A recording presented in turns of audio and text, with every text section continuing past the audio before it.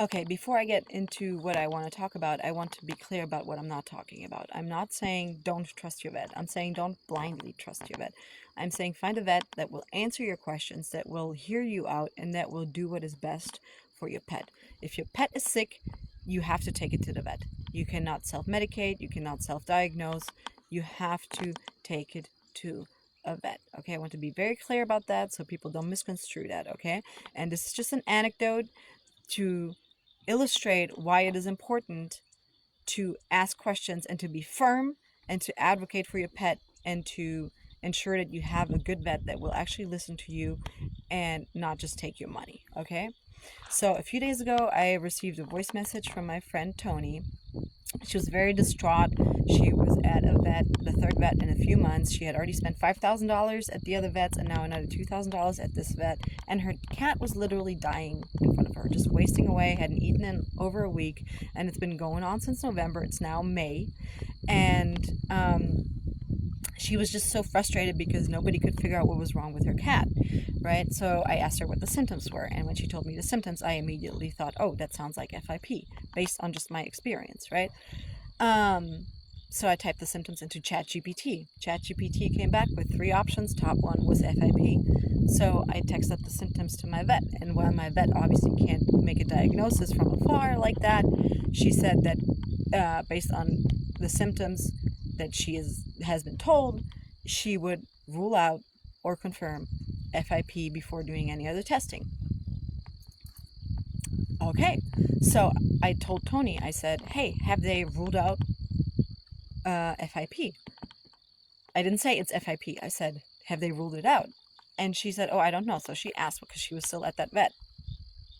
And this vet told her that her cat didn't have enough symptoms that match FIP. And I was like, that's weird because like not a vet. And that was the first thing I thought, but just based on like my experience with animals. Like, so how can you say that? Like, that's just not true.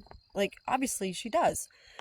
And they told her that in order to confirm FIP, they would have to put her cat under and do surgery and do a biopsy of her spleen, which would have been very risky because her cat hadn't eaten in a week and had a 106-degree fever.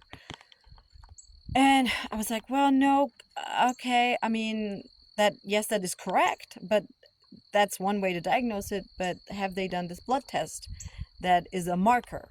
Okay, so it's not a 100% confirmation, but it's one of the things that you take into account because FIP doesn't have a 100% test. Like, it doesn't have like you run this test and then for sure you know it's FIP. Like, it doesn't work like that. You have to just kind of piece it together based on symptoms and things like that, right? And so she asked, and no, they hadn't run. It's not just a regular blood test. It's like a specific blood test, but much better than surgery, and it would indicate whether or not FIP is a possibility. And they hadn't run a test. And so Tony's appointment was done or whatever over, so she left. And she got very frustrated. And so she called her regular vet and she asked about FIP. And they said, yeah, we can, run that blood test. It's going to be $700, which is ridiculous. And then when we get the results, then we can, treat for FIP. But the thing with FIP is that it is very, very time sensitive, and she's already months in now, right? Of when the symptoms first started. Like, it's very, very critical that you start treatment as soon as possible. Even now, it might be too late. Like, I don't know. Anyway, so Tony actually said, like, hey, yeah, sure, I'll come in, we'll run the test, but I want you to give her the first shot. It's like a series of shots over 3 months. You have to give a shot every day. She said, I want you to give her the first shot today. I want her to start treatment today. I will pay the $700 for the test, and I want, and they just said no, with no explanation. They just said no. And as far as I know, there's no medical reason to not do that. There's no reason to not just start treatment because the treatment is not going to hurt her, even if it's not FIP. So why not just start the treatment? And actually, starting the treatment is a way to diagnose it, because if the cat starts getting better, after a few days, then you know it's FIP. So it's actually one way to kind of diagnose FIP, because if you start the treatment, then you know it's FIP. So I was just baffled by it, and Tony was just frustrated by it, and she said she's never going to trust the vet ever again, basically. So this woman went online, and Tony went online and figured out that you can actually order the medication online. The FDA approved version is only available through vets, but you can just order the non-FDA approved versions online. So these vets drove my friend to order a medication online that has not been FDA approved because she was that desperate to save her cat.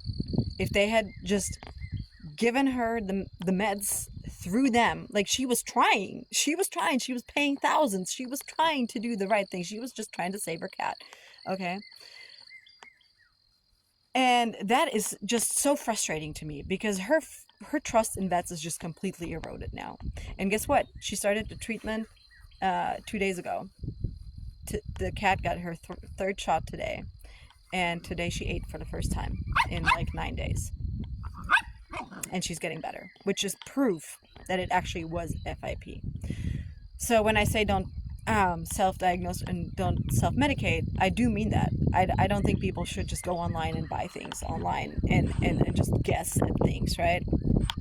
But what I'm saying is, if you have a vet that won't answer your questions and that won't tell you why, find another vet.